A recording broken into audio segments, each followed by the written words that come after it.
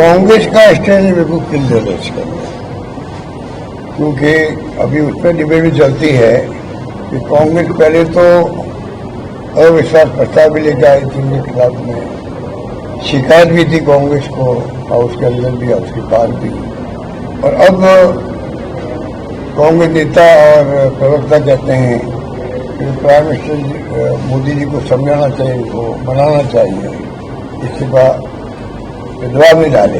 ये बहस चल रही है। मैं इस राय का हूँ कि कांग्रेस पहले भी ठीक थी, सही वर्तन था उनका। हर जगह पार्लियामेंट हो, राज्यसभा हो, लोकसभा हो, असेंबली हो, जो चेयर करता है स्पीकर के रूप में या चेयरमैन के रूप में, हमेशा विपक्ष को उससे शिकायत रहती रहती है, क्योंकि विपक्ष चाहता है हमें ज़्यादा टाइम मिले, हम अपनी बात कह सकें। स्पीकर की, चेयरमैन की मजबूरी भी होती है, कई लोग बाइक भी रहते हैं, इसीलिए कहते हैं स्पीकर बनने के बाद में उसका किसी पार्टी से ताल्लुक नहीं रहता है। इसलिए ये धारणा है। धारणा क्या है? हकीकत होनी चाहिए, पर फिर भी लोग चिढ़ रहते हैं थोड़े बहुत। वो देखते हैं कि स्पीकर बनने के बाद नहीं, कई लोग जो है झुकाव रहता है अपनी पार्टी के प्रति, तो नहीं रहना चाहिए, ऐसे तो नहीं रहना चाहिए। हमारे यहाँ सीपी जोशी जी थे, मौलाना साहब थे, आप पता कर लीजिए मौलाना साहब के वक्त में कितना निष्पक्ष हो गया हाउस चला है। तो होता है, कई लोग थोड़ा बहुत चिढ़ रहे हैं। अब मैं आपको कहना चाहूँगा, अब जो कांग्रेस कह रही है कि भाई मोदी जी को मनाना चाहिए, इनको मनाना चाहिए, तब तो बात खत्म हो गई, या मतलब उनके अच्छे कामों के बारे में चर्चा हो रही है।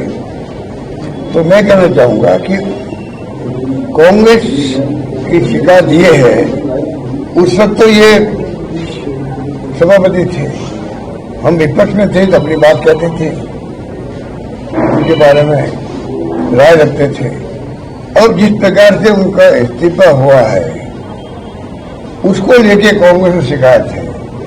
ये संवैधानिक पद होते हैं राष्ट्रपति के, उपराष्ट्रपति के, प्रधानमंत्री के, लोकसभा के स्पीकर के, राज्यसभा के चेयरमैन के, ये संवैधानिक पद है। इसकी एक अलग गरिमा है संवैधानिक पदों की।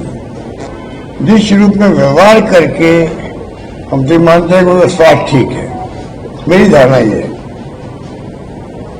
स्वास्थ्य ठीक है। अब तो कभी वो खुद बोलेंगे तो बताएंगे आपको। मेरी दृष्टि में स्वास्थ्य ठीक था, दिन भर उन्होंने काम भी किया। अचानक क्या हुआ, शाम को इस्तीफा हो गया, अचानक क्या हुआ, और पूरा देश चौकन्ना हो गया, चौंक गया, ये क्या हुआ, ये नौबत क्यों आई? उपराष्ट्रपति का पद जो है पूरी गरिमा है, और तरीके से आप बात करते, जो भी करते, रास्ता बनाते। आपको पता नहीं वो धन के साथ रहना चाहते थे, जिम्मे रहना चाहते थे, या रखना चाहते थे, रखना चाहते बीजेपी या उनके हाईकमान, बीजेपी आरएसएस, ये तो उनके ऊपर था, पर रास्ता अच्छे ढंग से निकल सकता था। जिस प्रकार की खबरें आ रही है कि नड्डा साहब क्या बोला उसके अंदर, क्या उन्होंने खड़गे साहब को बोलने के लिए मौका दे दिया, इन बातों को लेकर अगर कोई इस्तीफा होने का दबाव पड़ा या मजबूर कर दिया गया या जो भी फैसला हो, वो उचित नहीं है। इसलिए कांग्रेस उन बातों को समर्थन करते हैं उनका। कांग्रेस दोनों वक्त में मैं उसको मानता हूँ हमारे इलेक्शन में वो सही है। सर, बिहार इलेक्शन में कोई इफेक्ट रहा है इस मामले में? और क्या ये जो इस्तीफा दिया गया इसका बिहार चुनाव में जो इस्तीफा हुआ उसका बिहार चुनाव से कनेक्शन है? दूसरा, बिहार चुनाव में जो चुनाव आयोग द्वारा अपडेशन किया जा रहा है वोटर सूची का, 52 लाख मतदाताओं के नाम हटाए गए। देखिए, वो अलग इश्यू है जो हाईकोर्ट सुप्रीम कोर्ट में चल रहा है। 28 तारीख को पेशी है, एफिडेविट दे दिया है इलेक्शन कमीशन ने।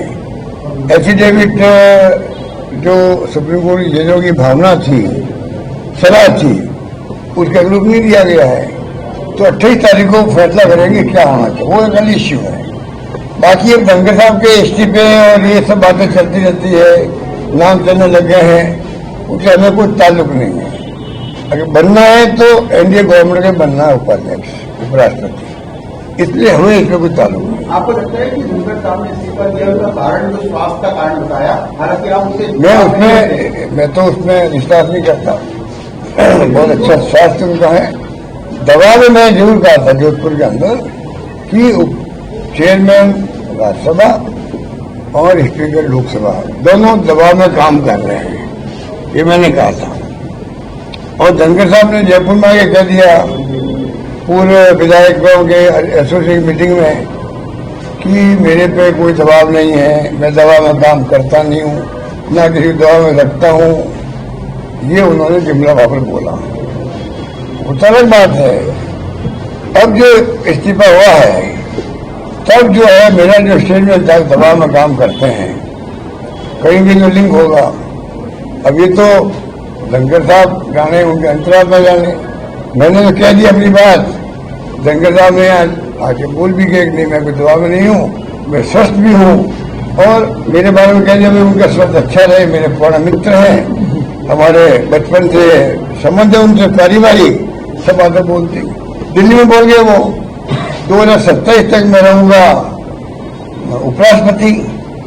कोई देवी शक्ति जो है, ईश्वरीय शक्ति, वो कोई आ जाए तो अलग बात है, मैं मुझे हटना पड़ेगा, वरना मैं तो 2027 से रहूंगा। जो व्यक्ति 15 दिन पहले ये कह रहा है कि 2027 से रहूंगा, क्या कारण है कि अचानक उनका इस्तीफा हो गया और वही संवैधानिक पद। तो ये जो हम कहते हैं बार बार डेमोक्रेसी खत्म हो रही, देश डेमोक्रेसी खत्म हो रही है, बार बार मैं बोल रहा हूं कि देश की दिशा में जा रहा है, किस दिशा में जाएगा कोई नहीं जानता। ये हालात बन गए हैं, कहाँ डेमोक्रेसी रही है। हिंदू राष्ट्र की बातें कर रहे हैं इतने बड़े मुल्क के अंदर, और ये क्या आपका सोशलिज्म और सेकुलरिज्म। अब तो संविधान के अंदर कोई ने कर दिया गया, मूल भावना संविधान की यही थी। सुप्रीम कोर्ट कह चुका था पहले से ही कि संविधान की मूल भावना में सेकुलरिज्म भी आता है और सोशलिज्म भी आता है। कई केसेस पहले हो चुके थे। इंदिरा गांधी ने जब ये इंट्रोड्यूस किया तो महान नेता थी हमारी, उसके पहले भी जहां तक मुझे जानकारी है सुप्रीम कोर्ट इसमें फैसला दे चुका था कि भाई ये इसमें कोई दिक्कत नहीं है, तो इसका पार्ट है जो संविधान की भावना है, मूल भावना। उसमें संविधान में मूल भावना में जो ध्वनि निकलती है उसके अंदर सोशलिज्म भी और सेकुलरिज्म तो मेन भावना उसकी है। और जहां तक डिबेट आती है उसमें आता है कि जो अम्बेडकर साहब ने भी जो अपना खुद का ही बनाया था रात, उसके अंदर भावनाएं थी। इसलिए अभी ये जो इस प्रकार से बातें कर रहे हैं, वो ओस्मानी साहब बोल गए इसको निकाल दो संविधान से। तो जो राहुल गांधी जी कह रहे हैं संविधान बचाओ, वो सब बातें जो हो रही है, धनखड़ साहब का इस्तीफा हो, तरीका जो हो, तरीका जिस तरीके से हो, या सोशलिज्म की सेकुलरिज्म की हटाने की बात की जा रही हो, या इनकम टैक्स ईडी सीबीआई का दुरुपयोग किया जा रहा हो, या दवा में जनता इलेक्शन कमीशन, देखिए आप एफआईआर क्या हो रहा है बिहार के अंदर, खुला नाच हो रहा है।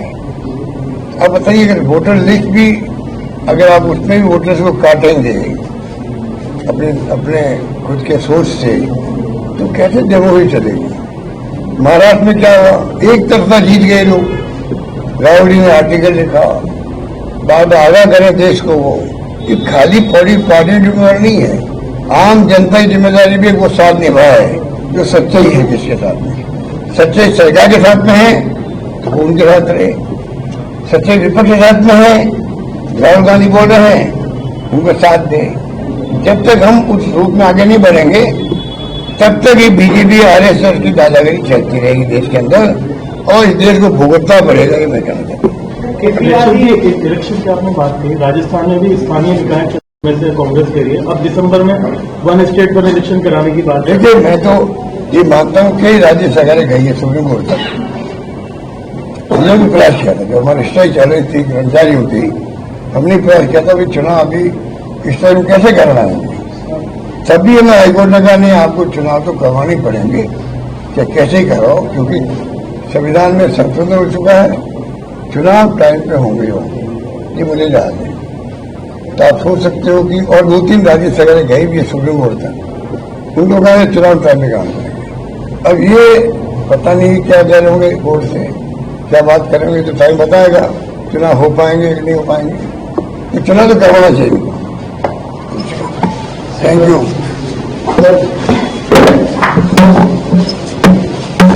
मालपास